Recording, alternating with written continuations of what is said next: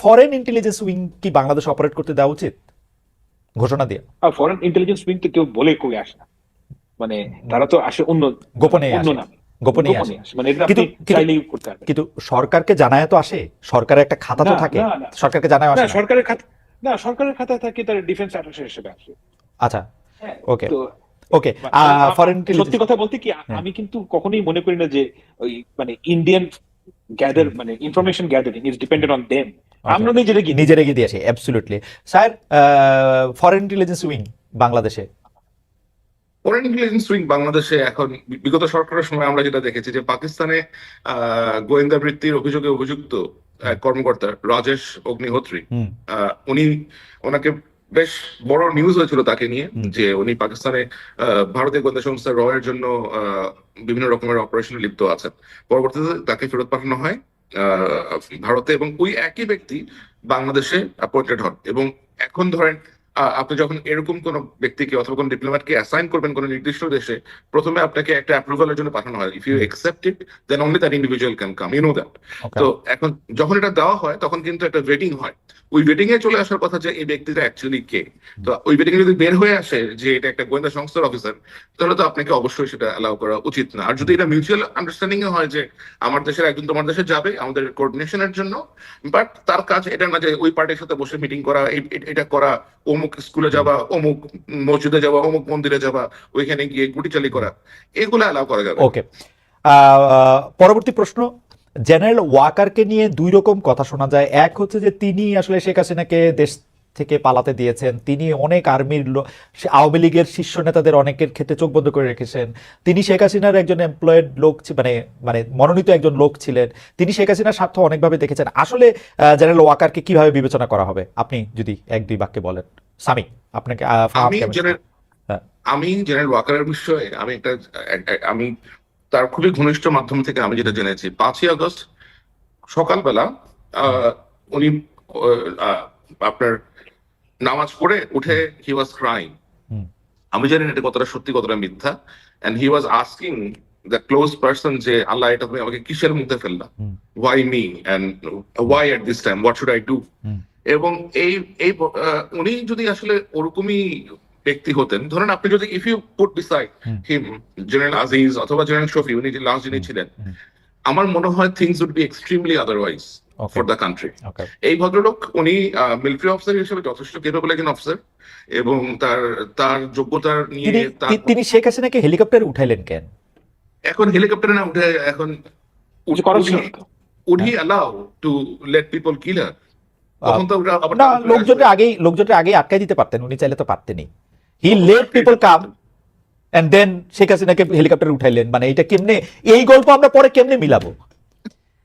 উনি তো এখন শেখ ব্যারিকেড দেন হাসিনা নাই লোকজনরে, আর্মি ব্যারিকেড দেয় নাই, কিন্তু আর্মি ঢাকার প্রত্যেকটা জায়গা থেকে লোকজনরে ছাড়ছে, লোকজন আসছে, আসার পরে উনি আবার হেলিকপ্টারে তুলে দিয়েছেন মাননীয় প্রধানমন্ত্রীকে তার আমলের। এখন এখন শেখ হাসিনাকে যে প্রথম হেলিকপ্টারে উঠতে দেওয়া হলো, হুম। এটা যে এটা হয়তো প্রেসিডেন্টের কাছ থেকে ইনস্ট্রাকশন আসতে পারে, রাষ্ট্রপতিকে আপনি জিজ্ঞেস করতে পারেন যে আপনার কাছ থেকে আসছে কিনা ওকে, ইনস্ট্রাকশন, ওকে, হতে এইটা নিয়ে পারে। আমার কিছু এইটা একটা ভালো কথা বলছেন, আমি প্রেসিডেন্টের কথাটা ডায়েরিতে লিখে রাখলাম, যদি সুযোগ পাই তাহলে নিশ্চয়ই জিজ্ঞেস করবো। কারণ he is the chief of all the arm forces. ফাহাম, গল্পগুলির টির মাথা একটু কাইটা দেন তো, যে না এইটা। না, আমি আমি হলেও একই কাজ করতাম। মানে আমি যদি ওনার জায়গায় থাকতাম, আমি আমি ফাহাম হ্যাঁ, না, আমি আচ্ছা, বলছি যে আমি যদি মিলিটারি চিফ হতাম, হুম, তখন ঘটনা হচ্ছে এরকম যে আপনি at that point in time hmm, he hmm, new যে যদি জনগণ যদি গণভবনে যায়, হাসিনাকে ধরে মুসলিনের মতন করে উল্টা করে ফাঁসি দিয়ে 3 দিন ধরে লটকায় রাখবে, হুম, অ্যাবসলিউটলি গ্যারান্টিড হুম, এই ঘটনাটা ঘটতো। এখন আপনি যদি ওইটা অ্যাভয়েড করতে চান, আপনি হোয়াট আর দ্য অপশনস? আপনি তাকে দেশ থেকে বের করে দেন, এটা নাম্বার ওয়ান। হুম, নাম্বার টু হচ্ছে আপনি তাকে কোনো জায়গায় ভরে রাখবেন, অর্থাৎ হুম, মানে হুম, জেলে টেলে কোনো হুম, একটা জায়গায় রাখবেন। জেলে রাখতে গেলে মহাবিপদ হতো ওই সময়। হুম, কারণ এই দেশেরই মানুষ গিয়ে হুম, ওই জেল ভাঙতো, ভেঙে তাকে বের করে হয়তো মুসলিমের মতো করে লটকা দিত। হ্যাঁ, তো উনি ওই মোমেন্টে যেভাবে চিন্তা করেছেন, দেখেন উনি তো ওই মোমেন্টে জানেন নাই। হুম, আমরা কিন্তু সবাই ভাবছিলাম যে হাসিনা পালালে আওয়ামী লীগের লোকরা মনে করতো লাখ লাখ লোক মারা যাবে। হুম, হ্যাঁ, 100টা লোক তো মরেনি, বাংলাদেশের মানুষ তো আসলে প্রতিশোধ পরায়ণ হয় নাই। হুম, কিন্তু ওই বিপদটা তো ওই সময় আমরা কেউ জানতাম না। তো হুম, ওই না জানা অবস্থায় উনি এট দ্যাট মোমেন্ট উনি মনে করেছেন যে হাসিনাকে বিদেশে পাঠানো হচ্ছে বেস্ট অপশন। এবং এইটা এমন না যে আমি আমার আত্মীয়কে বাঁচালাম, আমার কাছে মনে হয়েছে যে ওই মোমেন্টে অনেক সেন্সিবল লোক এই ডিসিশনটাই নিত, আচ্ছা, অনেক সেন্সিবল লোক। এখন হয়তো নিবে না, কিন্তু ওই মোমেন্টে থাকলে ওই ডিসিশনটাই নিত। কিন্তু আমি একটা জিনিস বুঝতে পারি না, মানে কেন আমার কাছে একটু লাগে যে যে শেখ হাসিনার তো Ashis, can you extend for another 10 minutes or 15? Sorry, thank you. যেটা হইলো যে মানে শেখ হাসিনার তো ওই মুহূর্তে মাইরা ফেলতে কেউ চায় নাই, পদত্যাগই করাইতে চাইছে। তো সেনাপ্রধান গিয়া তাকে বলবে যে আপনি স্টেপ, হ্যাঁ না না, আমি 5 তারিখের ঘটনা বলতেছি না, যখন লোক আসছে, মানে মানুষ তো পদত্যাগ চাইতেছিল 3 তারিখ 4 তারিখ 1 তারিখ থেকে এক দফা যখন চালু হলো, তো তাকে হেলিকপ্টারে উঠানোর থেকে তারা তো পদত্যাগ করানোটা সহজ ছিল না, মানে একজন যদি সেনাপ্রধান মনে করে this is the right thing to do.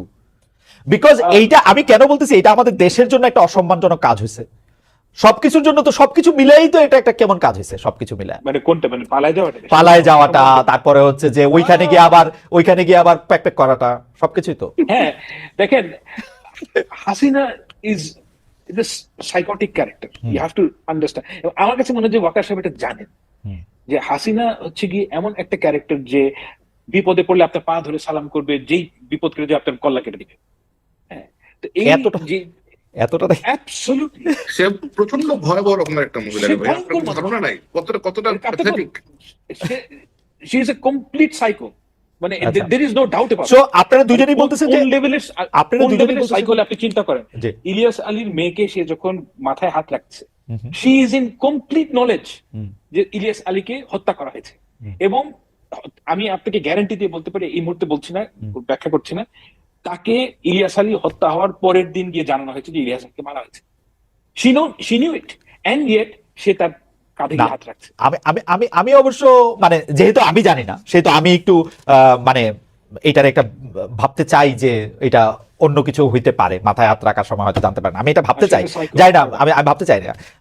কিন্তু আমি লাস্ট প্রশ্ন যেটার জন্য আসলে দর্শকদের মধ্যে অনেক ওয়েট করতেছে, যে নতুন দল আসলো রাজনৈতিক, সেই নতুন রাজনৈতিক দল, আমি একটু স্যারকে দিয়ে শুরু করতে চাই, ফার্মটা শেষ করুক। নতুন রাজনৈতিক দল আসবে 28 তারিখ। এর মধ্যে নাহিদ সাহেব উনি পদত্যাগ করেছেন উপদেষ্টা পদ থেকে, তিনি দলটাকে নেতৃত্ব দিবেন। এই দলটার বাংলাদেশে কি করবে, কেমন করবে, কারা তাদের সমর্থন দিবে, বা আপনি কি মনে করছেন স্যার? আমার মনে হয় এরকম একটা দল বাংলাদেশে আসা অত্যন্ত প্রয়োজন, কারণ বাংলাদেশে যে অবস্থা পলিটিক্যাল ডিসকোর্সে আপনি যদি দেখেন, জাস্ট লিমিটেড কয়েকটা political party, BNP, Awami League, Jamaat Islami, আর এই তো আর কয়েকটা স্মল কিছু পার্টিজ আছে, জাতীয় পার্টি, গণ অধিকার পরিষদ, এটসেট্রা এটসেট্রা। বাট এই এই এই দলের প্রতি মানুষের ইন্টারেস্ট থাকবে অনেক, কারণ এই দলের মধ্যে এমন কিছু ইন্ডিভিজুয়ালস আছেন যারা 2024-এর যে গণ অভ্যুত্থান হয়েছে এটাতে নেতৃত্ব দিয়েছেন। তো অবশ্যই মানুষের অনেক ইন্টারেস্ট থাকবে যে তারা কিভাবে অপারেট করে। আমার এক্সপেকটেশন ওইটাই থাকবে যে তারা যেন দলের মধ্যে দলের কলেবর বৃদ্ধি করার জন্য কোন গুপ্ত সংগঠনের ব্যক্তিদেরকে তাদের সাথে করে অ্যাটাচ না করেন, এবং এমন কোন কর্মকাণ্ড না করেন যা বাংলাদেশের গণতন্ত্রের প্রতি হুমকি হয়ে দাঁড়ায়। এরা নতুন রাজনৈতিক দলটি যে দুইটা রাজনৈতিক দল বা 3টা রাজনৈতিক দলের নাম আপনি বললেন, তাদের থেকে আলাদা হবে বলে আপনি মনে করেন? I think time will say that. আচ্ছা, এটা টাইম বলে দিবে। আমি একটু ফার্মের কাছে যেতে চাই। ফার্ম, নতুন রাজনৈতিক দল সম্পর্কে আপনার একটু ধারণা, এবং তারা অন্য রাজনৈতিক দলগুলি থেকে আলাদা হবে কিনা? প্রথমে আমি একটা কথা বলি যে এই তরুণ যে ছাত্র নেতা, এরা আমার ভাই, আমি আই ফার্মলি বিলিভ ইট। এবং আমার সাথে নাহিদের যখন দেখা যাচ্ছে, I congratulated him, he told me যে this is going to happen. আমি তাদের সর্বাঙ্গীন মঙ্গল কামনা করি, এবং আমি পুরোপুরি মনে করি যে বাংলাদেশের জন্য এটা একটা খুবই জরুরি জিনিস।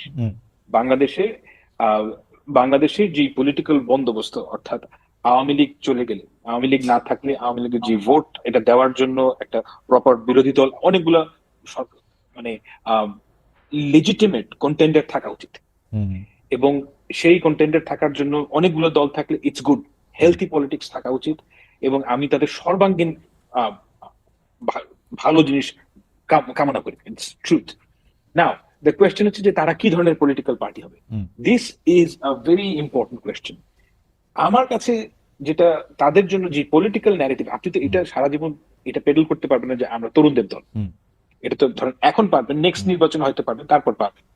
তো এটার জন্য কিছু পলিটিক্যাল প্রোগ্রাম থাকতে হবে, পলিটিক্যাল ন্যারেটিভ থাকতে হবে যেটা কন্ট্রাস্ট করে with BNP and Jamaat Islami. This is a very challenging area.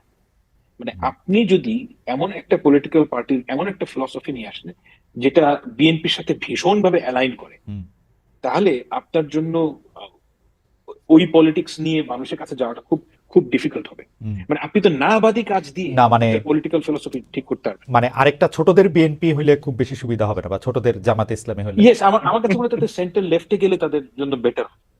ছোটদের সিপিবি বা বড়দের সিপিবি?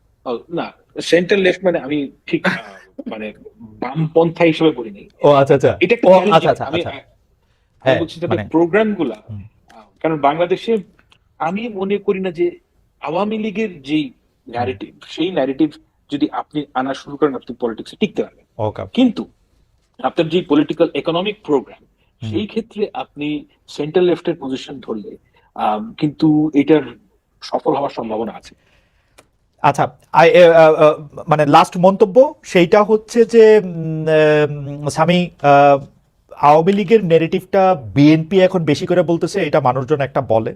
আর কমপ্লিট ননসেন্স। দুই নাম্বার কথা হচ্ছে যে এই বিএনপি এই তরুণ যে রাজনৈতিক দল হইতেছে তাদেরকে, তারপর হচ্ছে গণ অধিকার পরিষদকে, নূর সাহেবের দলকে শেষমেশ নিয়ে 5টা 3টা 4টা 2টা দিয়ে একটা নির্বাচনী বলয় তৈরি হবে জামাত ইসলামকে বাদ দিয়ে আর বাকি সবার মধ্যে। এইটা সম্ভাবনা আপনি কত দেখেন? আপনি একটু যদি 20-40 মিনিটে যদি একটু বলেন, এটা আমি ফাহাম থেকে একটা লাস্ট লাইন শুনবো এটা নিয়ে। আমি বিএনপি, আসলে এই ধরনের আওয়ামী লীগের নেগেটিভ বিএনপি বলে, এটা হচ্ছে আওয়ামী লীগের প্রতি আওয়ামী লীগের ন্যারেটিভ বিএনপি বলে, কারণ বিএনপির কথাবার্তা আওয়ামী লীগের থেকে বেশ ডিফারেন্ট। হ্যাঁ। আমি like the way I have notice যে তারা হুম। ওদের বডি ল্যাঙ্গুয়েজ, টোন এবং অ্যাপ্রোচ ইজ ভেরি ডিফারেন্ট দেন আওয়ামী লীগ। আর ওরা অন্যদের সাথে কোনো রকম মোর্চা করবে কিনা অথবা যৌথভাবে নির্বাচন করবে কিনা, এগুলো সম্পূর্ণভাবে তাদের রাজনৈতিক ব্যাপার। লাইক আমি এই সমস্ত রাজনৈতিক ব্যাপারে